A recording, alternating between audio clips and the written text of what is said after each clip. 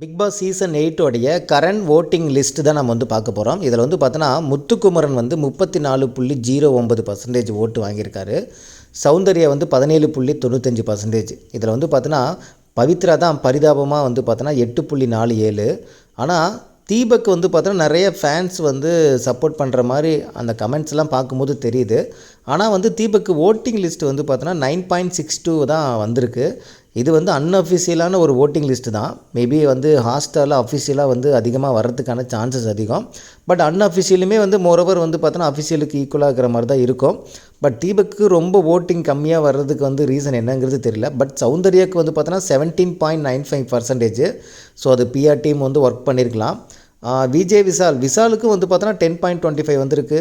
ஆனால் விசாலுக்கு வந்து இந்த நாடக காதல் அந்த மாதிரி இஷ்யூவில் வந்து கொஞ்சம் இந்த வாரம் வந்து டவுனாக இருக்கிறாங்க.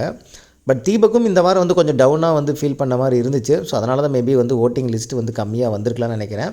ஸோ ஆனால் முத்துக்குமரன் எப்பவும் போல் வந்து பார்த்தோன்னா 34.9% வந்து பார்த்தோன்னா ஹையஸ்ட் ஓட்டிங்கில் இருக்காங்க.